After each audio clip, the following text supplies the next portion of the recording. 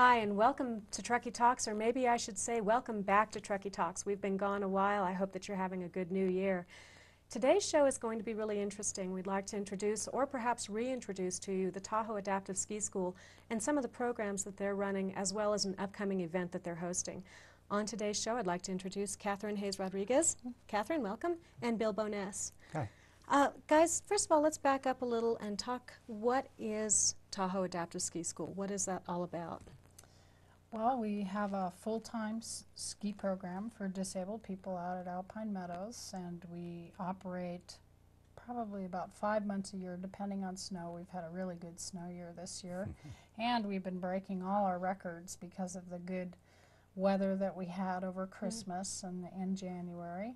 And we have a staff of professional disabled ski instructors and over 100 volunteers that assist our disabled students to ski.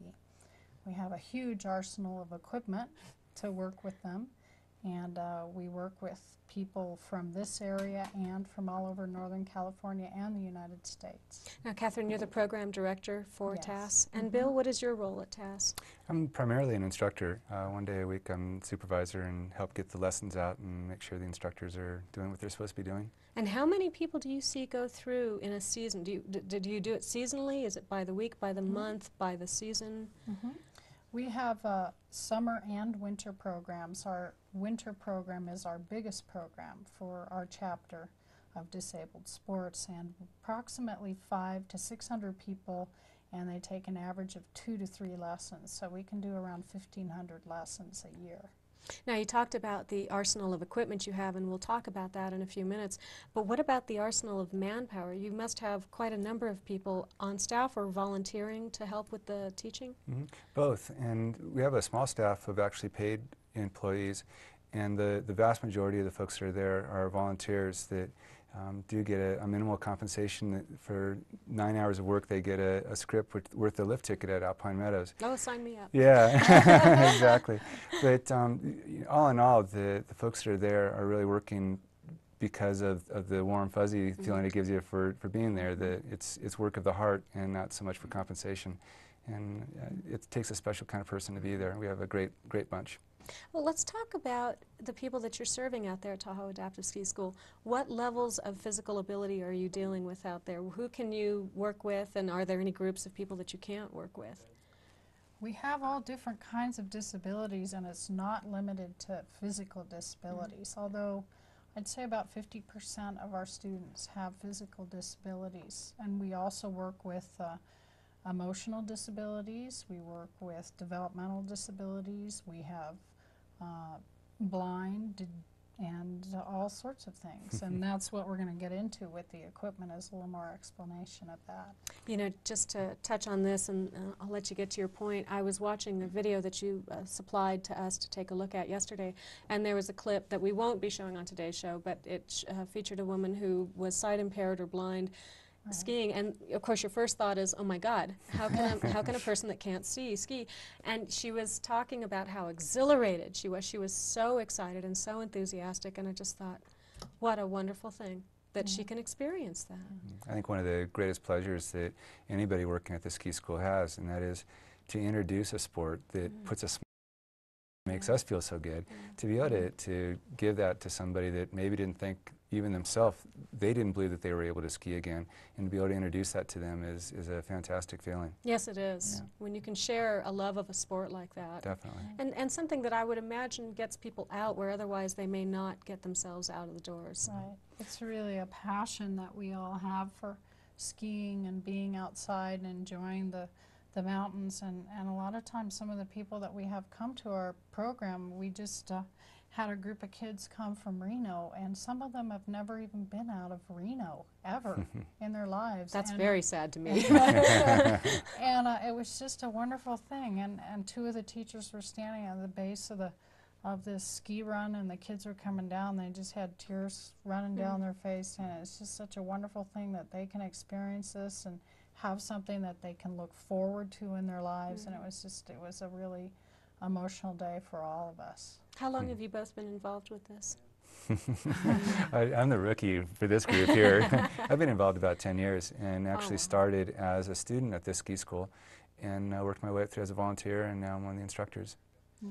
That's He's cool. actually, don't let him fool you, he's actually one of our top instructors and a supervisor and a role model. We do have some disabled instructors on our staff that can teach all disabilities, stand up or sit down, and we're very proud of that because Bill can be seen out on the hill skiing backwards with perhaps a mentally retarded child, and the child is following him along with a volunteer, and it's a pretty neat thing to see that somebody with a disability you may not have thought that could possibly happen is happening, and we have Bill and Bruce Cornell, both from Truckee, are on our instructional staff doing that.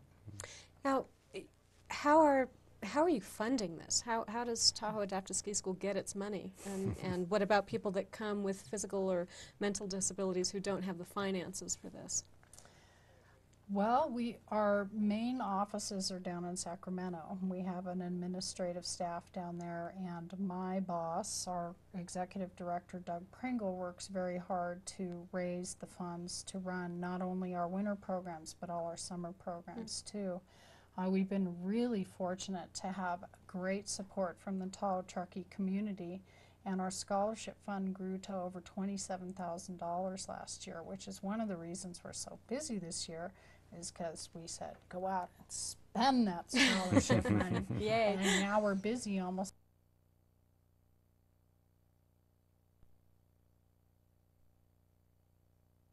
Adaptive Ski School when you first came as a student? Every student has a different story about how they find out. A lot of our students get here by word of mouth, which is pretty much how I found out.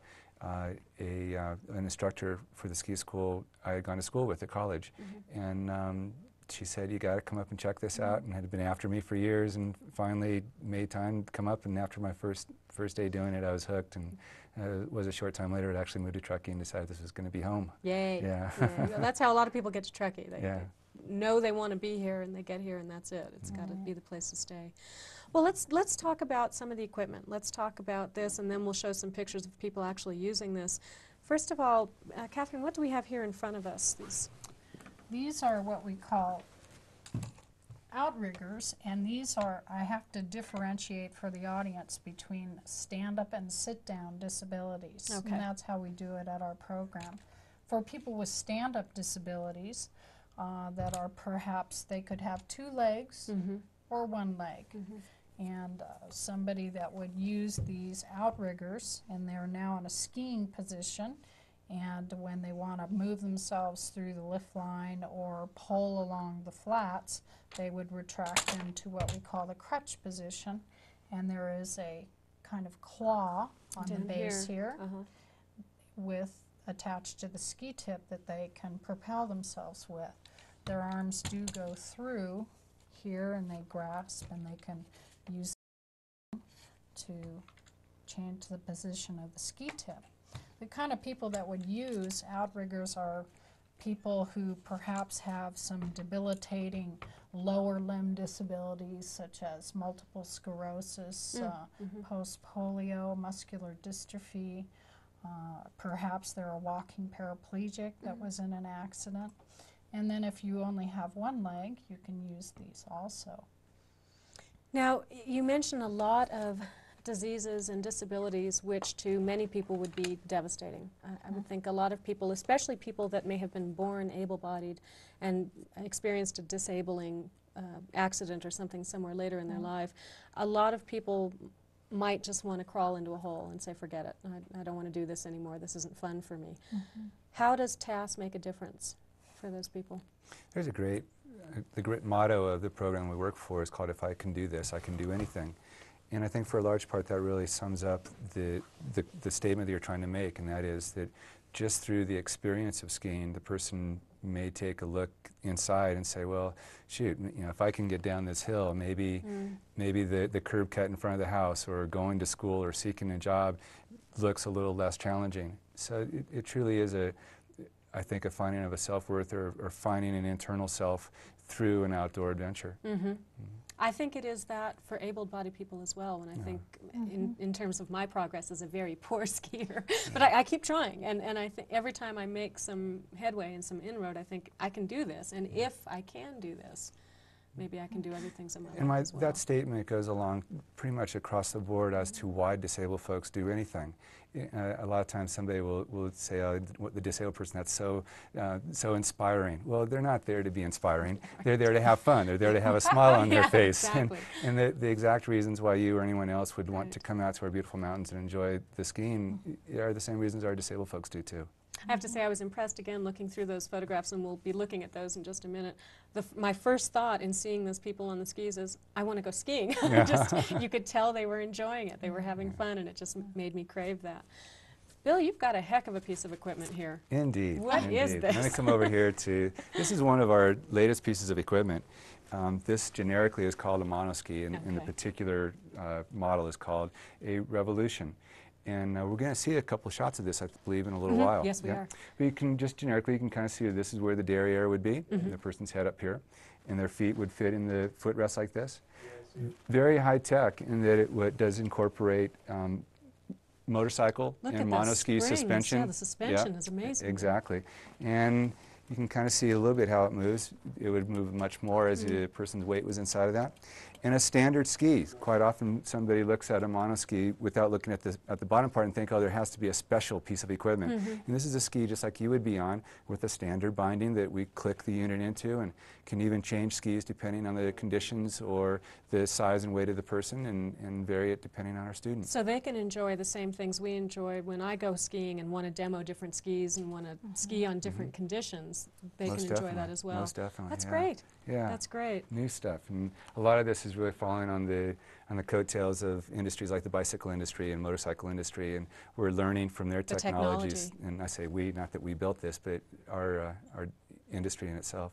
Well, Bill, what does a unit like this cost? Way too much. Yeah, I bet it does. This is approximately $2,400, and that is not including the ski or the outriggers. I didn't even mention that the outriggers that Katherine just showed us, there would be then shorter ones for our sit-down individuals. So the outriggers would go along with the monoski. And altogether, the individual is probably looking at somewhere around $2,600 by the time they get the package out the door ready to ski.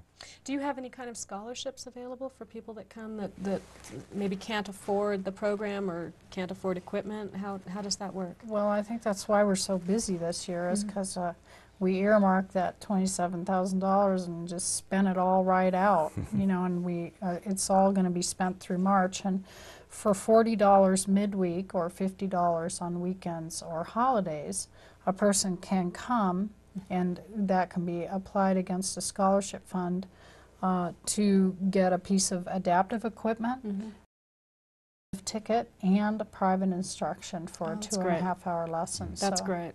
That's great. And what ages? Well, before we go on with any more questions, I've been promising these folks some clips. Let's see if we can't get the video clip up and show some folks in action on the ski hill, because that's really amazing Picture's footage. worth 1,000 words. It really is. It really is. And we can talk a little bit about that clip when we get it up and rolling. Here we go. Well, there's Bill shredding it up. That's an older piece of equipment called a sit ski that is pretty outdated now because of the mono skis. There's an amputee with an instructor. And then this almost looked like a luge or a bob, one of those pieces of equipment. Again, that was a slightly older piece of equipment that has been updated by the monoski that we just showed the audience a little bit ago. It basically did the same thing, just a little bit different style to it. Right. So again, the technology racing against itself. Exactly. Yeah. It's amazing stuff. When you first showed it to me in the back of the truck, we have to look at this. This is gear, and this is good gear. This is really neat stuff. All right, now we've got some still stores too, and we'll get those up on the screen too, and show some of the other folks in action. And here again, is this you, Bill? That is me. I don't How know come where you're always these, smiling? It's just the job I'm in. I think I'm a little bit jealous. I tell people tongue-in-cheek that I get paid to play. That's one of our students in a bi-ski, and it's a different kind of piece of equipment. It's a sit-down equipment but it has 2 skis underneath it, and you can see it has like training skis, like Sort of outriggers. Right, and this student probably is very disabled, and therefore he's getting a bucket assist from his helpful instructor, and as you can see, it looks like they're having a great ride. I have to tell you, that was my favorite shot of all the shots. Now, this is a great shot, too. And this is Donna Moody, who did her internship with us and ended up becoming an instructor and getting certified. And I believe is that a Hall ski or Grove. It's a Grove. We have about 6 different models of monoskis in our program. This is Sue Toon, who skied with us for 20 years, actually. She's from Sacramento, and she's just kind of looking over the lake from Lakeview and enjoying life. She's skiing with her son on that day. I remember we went out and took pictures for her. You know, that's got to be another benefit, is that people can get out and do things with their families and share an experience. I like to consider that skiing as more of a normalized sport.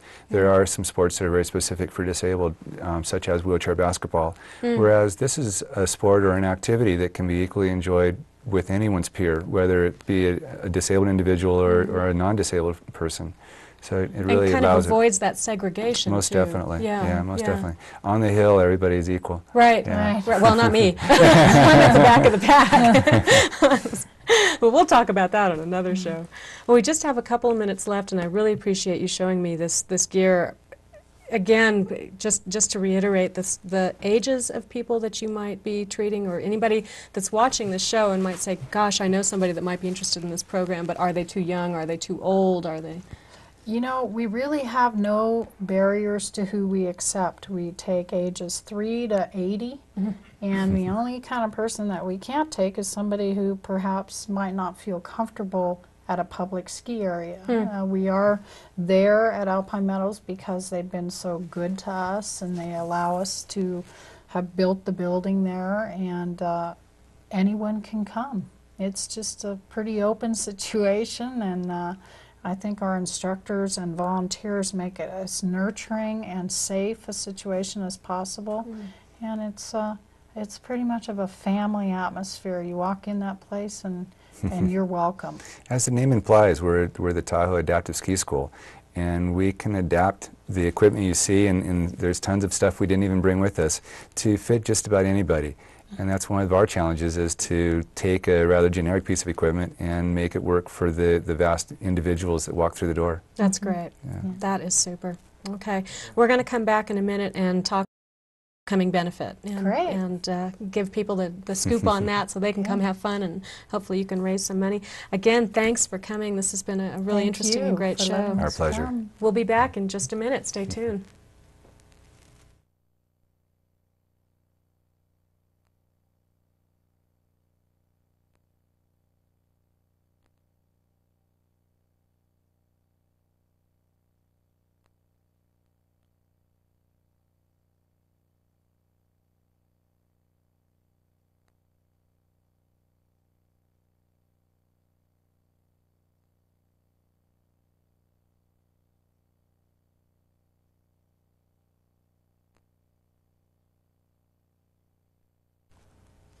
Welcome back to the show. We're talking with Tahoe Adaptive Ski School, Katherine Hayes-Rodriguez and Bill Bowness.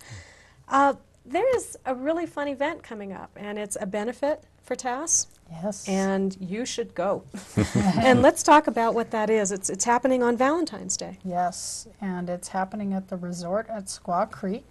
It's our annual benefit bash, and it's quite the bash. So this is really a place to take a Valentine's Day. I would think so. It's quite romantic in that there's food, wine, song and dance, and all sorts of things to do. We're going to have 2 bands, actually. Yeah. One will be the swing band, which is becoming very popular. Very popular, all ages. yes. Yeah. And the other is a more rock and roll contemporary band. Sousa? George Sousa. Oh, exactly. see, it's going to be fun. It's going to be fun. Now, this is Valentine's Day, Sunday, the 14th of February, from 6 p.m. to 11:30 at the Grand Ballroom at the resort at Squaw. Where can people find tickets for this? They can find them at Porter's or Joby's, and they're $18 in advance and $20 at the door. At the door. And Okay. I hear the tickets are going quickly. Going quickly. Okay, I can take a hint. I've got my RSVP card right here. I got it.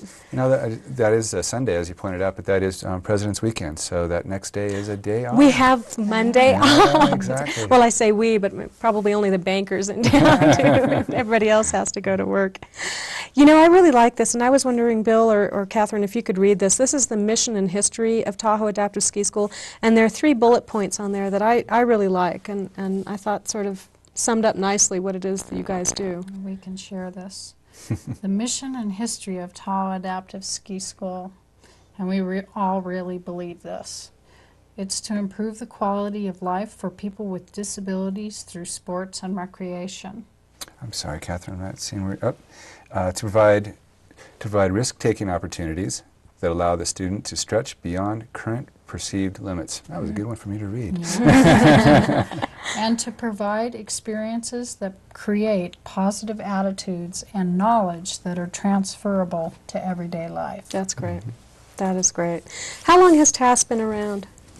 Actually, it was the first disabled ski program in the United States. It was started in 1967 up at Donner Ski Ranch by a group of Vietnam veterans. And from that small group grew a national program. And so we were the originating chapter. So we've been around for a long time. Now, we talked about if people were interested in learning more about your programs, where to contact you. What about volunteers? If somebody watches the show and says, hey. Oh, goodness. Yeah, as we mentioned earlier, our program would not exist without volunteers, and they're really the backbone of our program. So we'd encourage anybody who's watching that enjoys skiing and enjoys working with a variety of great people to come on out to the program. And we have all the in-house training. Typically it's in the fall just before the school opens. And we'll do on-hill and in classroom and give everybody the skills they need to be a useful entity of their program. Right. Now, we've been talking about the winter skiing on this show, but that's not all you do. Right, and I was just going to mention that this summer, because of huge demand, we've expanded our Donner Lake campout weekends, and we have 3 of them occurring in July and August, and it's a really great thing that happens. We utilize the state park. People can over 2 nights with their families, and we do all kinds of activities. We do jet skiing, water skiing, sailing, kayaking, canoeing, hikes, and we have a great food chef who creates We just spark somebody's interest. You know, a lot of this revolves around food. Am I just catching that? So that requires quite a bit of volunteer help. So we encourage people to, if they can't get in at this point in the winter, please call us. Think about maybe a summer activity. We could definitely use some help. Sure. Okay. And Bill, is this year-round for you as a job? It is, but not always with this program. For the winter, it is, and then in the summertime, I live in Mississippi, where I teach water skiing down there. Oh, wow. So I get to work with the Disabled Sports USA's national program, and then do a similar program down in Mississippi. Good for you. Good for you. I know, John, we had a couple more stores, photographs in waiting to be brought up on the camera, so we'll bring these up. Again, the thing that comes back to my mind in looking at these is just the looks on the people's faces, just really enjoying. This is one of our beginning monoski students, probably down on Subway from the looks of the terrain, and she looks like she's having a great time. Yeah, she does. And that's Bill's wife, Yes. who's a local OT in town. I did not pick these pictures out. And she's working with what we call a walker on skis. You can't see the walker, but she's working with one of our students who has cerebral palsy. So, Katherine, maybe just to fill in the blanks there, what we can't see is a standard walker like you might see. You probably have seen somebody use before, but with ski tips on the bottom, so it glides along as the student would have skis on also. Interesting. So have you modified a lot of this equipment yourselves, or does it come that way? Or It's a lot of it is made in-house and tinkered with, and other than the equipment that we showed earlier in the segment, where we buy monoskis or outriggers, the other stuff is made because there is just no manufacturer for it. Out there for it, exactly. And a lot of it is very individual. Something might be made for 1 or 2 students and only used for them. Wow, that's great stuff. Bill, Katherine, Sunday, February 14th, Yes. Resort at Squaw Creek. I will see you there. You have my word on We it. got it on the TV And now. we should see all of you there as well, too. It's going to be fun, and it really is for a worthy cause. And thank you so much, both of you, for coming out thank you and for bringing having this us. gear. Yeah, It's been a thank pleasure. you. Thanks. Thanks. And we'll see you next time on Truckee Talks. Thanks for joining us, and we'll see you on Valentine's Day.